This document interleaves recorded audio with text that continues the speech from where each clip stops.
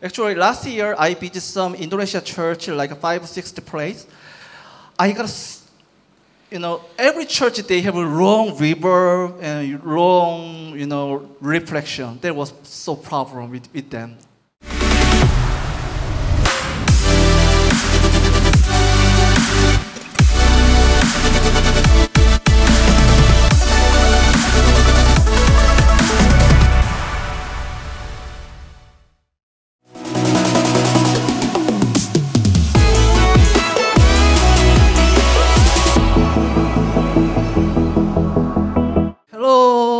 Halo.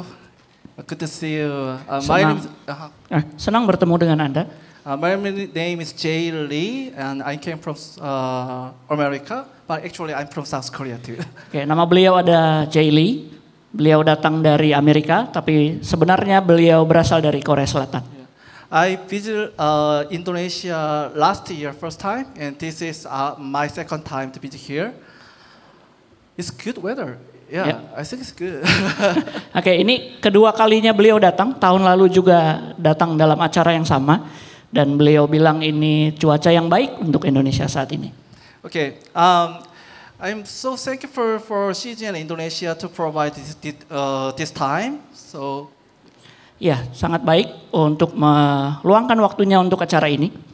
So from today in the afternoon and tomorrow in the morning and afternoon, I have a total 3 time to share with you about the sound information about church. Oke, siang ini dan besok dari pagi kita akan share tentang informasi-informasi soal audio di gereja. Okay, today I have just like a 2 hour or 1.5 minutes, something like that. So today I wanna I wanna share with you about the church sound information to if you wanna make the better sound like a pro, what you need to prepare, what is requirement for, Oke, hari ini kita punya waktu 2 jam untuk membicarakan sebuah informasi soal audio tentang bagaimana menjadikan sound kita seperti profesional, apa saja yang dibutuhkan. Mari kita dengar. And tomorrow in the morning we already ready analog mixer and the digital mixer too. So tomorrow we wanna explain about how to operate like a pro on the analog mixer. That is in the morning, the time. After then we wanna explain about the digital console. For your online service, your live sound, whatever, and we will explain about you how operate the digital console in the afternoon. Oke, besok kita akan membicarakan bagaimana memixing dengan konsol analog. Kemudian siangnya kita akan bicara soal konsol digital, soal untuk broadcast, untuk live mix, dan lain sebagainya. Okay, let's just start. So today, actually you should come to here tomorrow. Do not miss tomorrow the session. But yeah. Oke.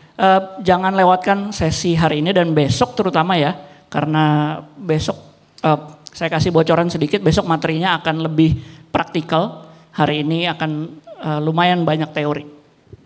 So today I will not operate and control about the mixer, but today I want to focus before making better sound like a pro. What you need to consider, what you need to prepare, what is requirement for your sound. Oke, hari ini saya tidak akan membicarakan soal bagaimana memixing dengan sebuah konsol, tetapi saya akan membicarakan sebelum kita melakukan sound yang profesional, apa saja yang kita butuhkan. Some information for the basic, the people like volunteer. But some information for the advanced course for like a little professional engineer. Oke, ini seperti kursus kecil ya untuk professional sound engineer, tapi ada beberapa bahan yang basic juga. Jadi teman-teman yang mungkin saya merasa belum banyak pengetahuan, jangan khawatir. Okay, let's just start. Next one. Okay, church sound has special condition, as you know. Oke, apakah sound di gereja adalah sebuah kondisi spesial? First, enclose the space. Oke, yang pertama kita akan membicarakan soal ruang tertutup. If you do your worship service at the outdoor or some like a music concert, it's totally different story. But church sound, some church is small, some church is wide, and some church is the ceiling height is too low and high. Whatever, you need to do worship service at enclosed space. Oke, kalau kita bicara soal pertunjukan musik, baik itu konser, tetapi itu hal yang berbeda dengan gereja. Gereja punya kondisi tertentu. Ada beberapa gereja yang kondisi langit-langitnya sangat rendah, ada beberapa gereja yang besar. There is a two big issue for your church. Everybody can feel, everybody know the two big problem. Ada dua masalah besar sebenarnya yang dihadapi untuk sebuah sound di gereja. First one, reflection. Yang pertama adalah pantulan. So much too wrong reverberation, excessive reverberation. You don't like that, right? Oke, kalau gereja kita ada suara reverberation atau gaung, pasti teman-teman tidak suka itu ya. Actually, last year I visited some Indonesia church, like 5 or 6 place. I got, every church they have a wrong reverb and wrong, reflection. That was so problem with them. Tahun lalu saya pergi ke 5 sampai 6 gereja di Indonesia dan hampir semuanya mengalami masalah yang sama, yaitu gaung di ruangan ya teman-teman ya, bukan soundnya yang gaung tapi ruangan yang bergema. Okay, what is next one? Resonansi.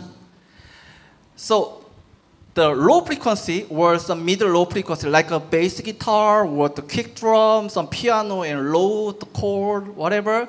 The wavelengths, the sound wavelength is too long and too big. So when you play your praise team, when do you play some music, if the church hall is enclosure, it's gonna be some boomy sound with low frequency.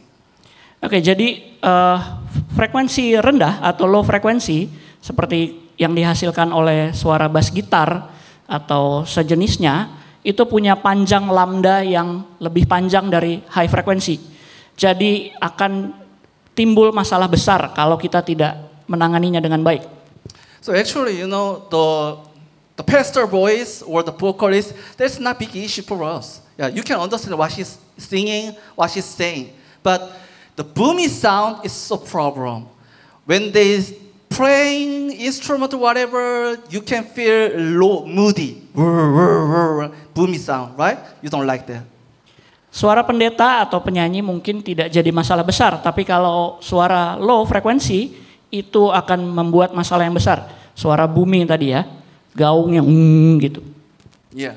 So sound engineer, the media guy, has very huge mission to reduce low frequency masking of boomy sound.